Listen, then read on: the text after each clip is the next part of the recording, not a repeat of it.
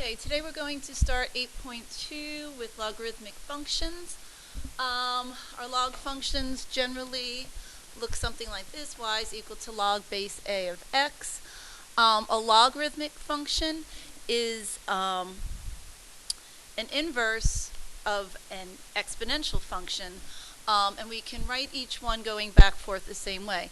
You'll notice the base of the log is the base of a power function. What a logarithm does, it solves for the exponent of an exponential function. And this other piece here, I'm not sure what the name is what an exponential function is equal to. So the first thing we're going to do is start to convert back and forth. I'm having a little problem with my math type here, so I'm going to have to fill in some of the equations. So this is 4 to the third power equals a. I want to write this as a logarithmic function. So we're going to write the log. The base of the power is 4, so the base of the log will also be 4. What a logarithmic function does is that it solves for the exponent. And then the other piece here goes right over there. This one says b to the third power is equal to 27. And again, we want to write this as a log function. So log, the base of the power is b, so the base of the log will be b. What a logarithmic function does is it solves for the exponent, and the other piece goes over here. What we have here, this should be an x. So when we're talking about base e, we don't longer use the term log. We go for a natural log, which is represented by ln. ln, a natural log, only has base e, so there's no reason to write the base e down here. It is assumed that it would be base e. What the log function does is solves for the exponent, so this guy would be written as natural log of 1 is equal to x. We also need to be able to convert from logarithms back to our exponential form. So I'm looking at this logarithmic function here. I see it has base 3, so the power function will also have base 3. What a log does is it solves for the exponent, and then that's going to equal x. Our directions here are also asking us to solve for x. Well, 3 to the 4th power would be 81. All right, for problem B here, since the base of the log is 5, the base of the power will also be 5. What a log does is it solves for an exponent. And 5 to what power would get you 125? Well, that would be 3. 5 to the third power gets us 3. This one is a -1, and that's a 6 here. Okay, so the log here, this one has a base of x, or a base in the power is going to be x. The logarithm solves for the exponent, and that's going to equal 6. The negative here means that we're going to flip or take the reciprocal of the fraction here. So x in this case would be 1/6, because when we flip it around, you would get just 6 over 1. All right, the next section with some basic log functioning is to find to the exact value of the logarithm. So I'm going to say, all right, I want to know what this equals. I'm going to set it equal to x. The log has a base 2. It's easier to switch these guys over to our exponential form to kind of see what we're looking at. So base 2, logarithm solves for the exponent equals 32. Well, 2 to what power would get you 32? And that would be 5. That's a 1 over 125 here. So again, I want to evaluate this logarithm. I'm going to change it back to exponential form. They're easier to see what values we're looking at. So this one has a base of 5. The logarithm solves for the exponent. And I want to know 5 to what power is going to get me 1 over 125. Well, in this case, x would equal -3. The -3 would flip over the 5 and get us 5 to the third power. Again, what is the value of this logarithm? So let's look at it in exponential form. 10 to the x equals 0.01. 0.01 is really 1 over 100. So in this case, x is going to equal -2. Okay, So, as I said earlier, the logs are inverses of our exponential functions. So, for our basic exponential function, we're going to use a base 10 here. It would have a horizontal asymptote at y is equal to 0, and we graph these in 8.1. And always has a y-intercept is 0.1. So we'd be here, and if I had 10 to the first power, it'd be up here. And it looks like something like this. If you can remember back from your Algebra 2 class, in order to graph an inverse, you would reflect over the line y equals x.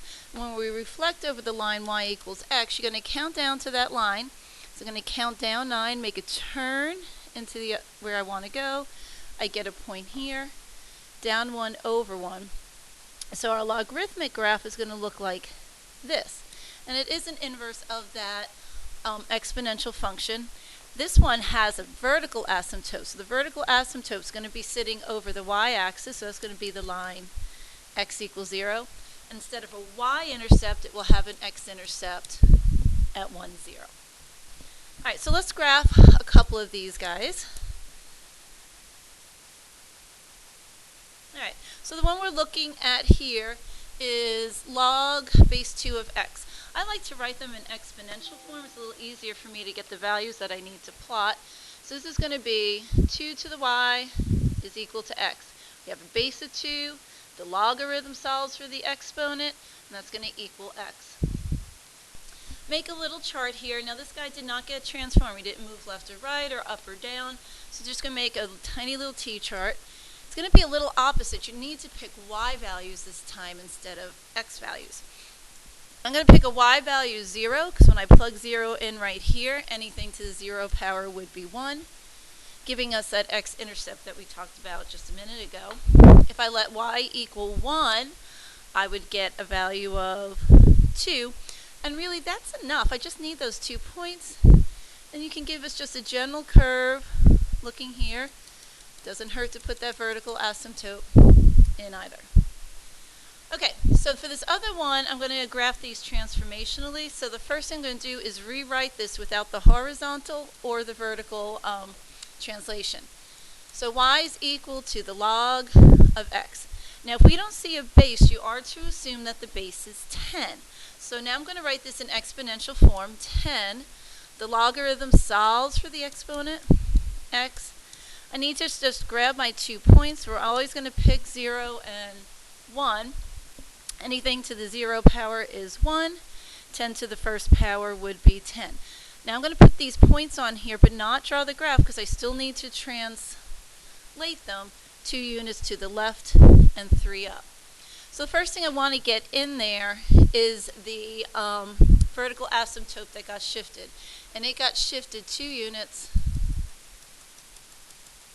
to the left. And then each of these original points are going to shift 2 to the left and 3 up. So we're going to count 1, 2, 1, 2, 3, 1, 2, 1, 2, 3. And that's enough to show us our logarithmic graph. If you want to take the original points off, you certainly can. They're just there to help guide us and transform our graph.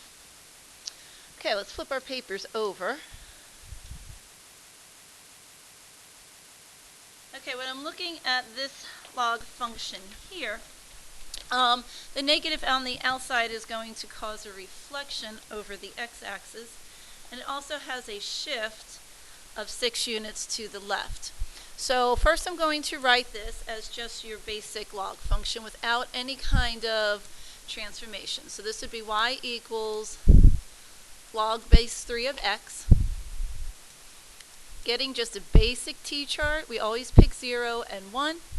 Anything to the 0 power is 1. If I put a 1, oh, I didn't, guys, I'm sorry. I didn't change it over to the exponential form. That would be 3 to the y is equal to x. So if I put 0 in right here, we get 1. If I put 1 in there, we would get 3. Those are just our start points. Now I'm going to go in there and put the actual graph of what we have here. The first thing, we got to get that vertical asymptote. It got shifted 6 units to the left. All right, so we want to do reflections first, and then any translation. So for this point here, since it is on the x-axis, I can't flip over the x-axis, so it's not going to do anything. We're just going to move this guy 6 units to the left. 1, 2, 3, 4, 5, 6. This one's going to shift, first reflect over, and then shift 6 units to the left. 1, 2, 3, 4, 5, 6. And this guy winds up looking like that. So the reflection has it decreasing in that order. This guy here, I'm not sure you've seen that before. This means a reflection over the y-axis. Just want to kind of keep that in mind, what's happening there. So first I'm going to change this to write with any transformations. We do have a +3 over here, so it did get moved also 3 units up. So I'm going to write this as y is equal to log base 5 of x. In exponential form, it looked like 5y is equal to x. Picking our two y values is 0 and 1. Anything to the 0 power is 1. 5 to the first power get us 5. Just going to put those dots in there. They're a guide for us. We did not have a horizontal shift, so our asymptote stays over the y-axis. But what we do have is a reflection over the y-axis, and then we move each point up 3. Let's change colors here. We're going to flip over the y, up 1, 2, 3. We're going to flip over the y, up 1, 2, 3. And then this guy looks something like that. So those are the basic ways that you graph your log functions. You will notice the domain. I'm going to be asking about domains here.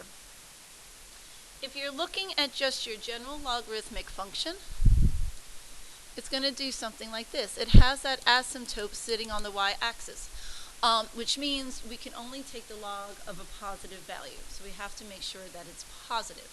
So I need to make sure this piece in here inside the parentheses is always going to be greater than 0. So we say x plus 4 is greater than 0. X has to be greater than -4.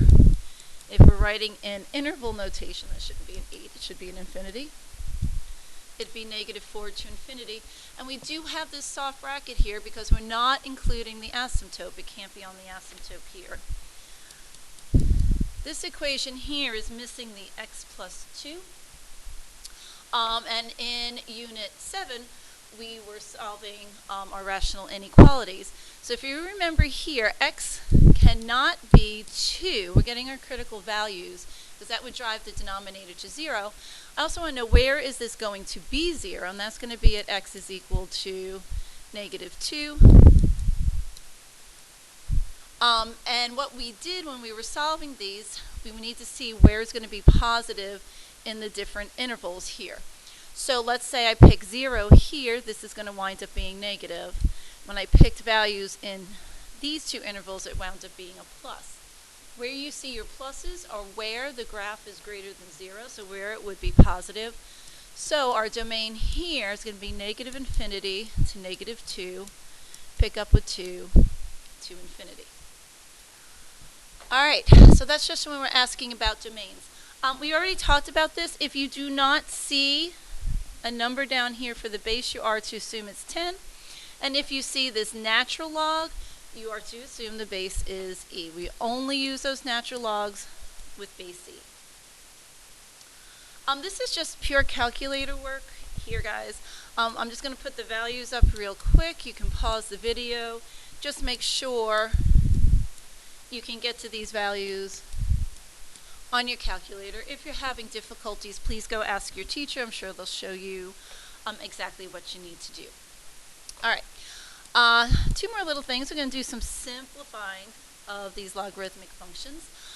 It's just kind of like a power, an exponential function, a power function, and a logarithmic are inverses of each other. So they're going to cancel each other out if they have the same base. So since the power function has a base of 8 and the log function has a base of 8, That piece cancels out, and what we're left with is just x. b is a logarithmic function. The base of the log is 7, and the base of this power piece here is also 7. Since these bases are the same, they cancel each other out. Now when I look at c, the log's got a base of 2, but the power's got a base of 64. But I can rewrite this as 64 as something with base 2. So first I'm going to write this as log base 2, and 2 to the 6th power is 64. And when you raise a power to a power, you're going to go ahead and multiply the exponents here.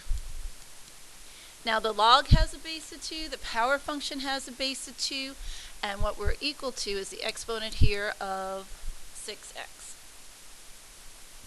For d, again, that's a special kind of logarithm with a base of e. So even though we don't see the e there, we see it's a natural logarithm. Those guys will cancel each other out, and we will get 20. All right, one more little section. We're going to do a little bit of simple solving here. You can change this guy over to exponential form. So we have a base of 4. The logarithm solves for the exponent, and that's going to equal 2x minus 1.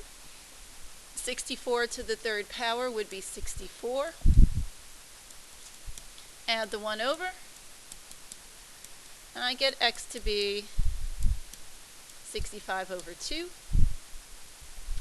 We could do the same thing here. We have a base of x. The logarithm solves for the exponent, and that's going to equal this other number here. What to the 2nd power equals 81? We're only going to pick positive 9, because remember from our domain discussion, you can never take the logarithm of a negative number. So even though negative 9 squared is 81, the only piece we're going to list is the positive side. Solving exponential equations, if you have an e involved, I need to get up here. That's where the variable is. It's up here in this exponent, so I need to get rid of that e. Well, what cancels out an e? A natural log. And we can do anything to these equations so long as what I do to the left, I also do the right. So we're going to take the natural log of each side. These pieces here and here will cancel out, leaving us with 3x. So we've gotten to the exponent. You will need a calculator for this.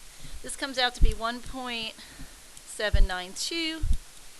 And when you divide by 3, we get 0.597. This says 2x, and this says 1/3 here. So same thing. I'm going to take the natural log of each side. The natural log and the e will cancel out, leaving us with negative 2x. In the calculator, natural log of 1/3 is negative 1.099. Dividing by negative 2, I get 0.549. All right, so that concludes our notes on basic logarithmic functions. We'll pick up with 8.3 next time.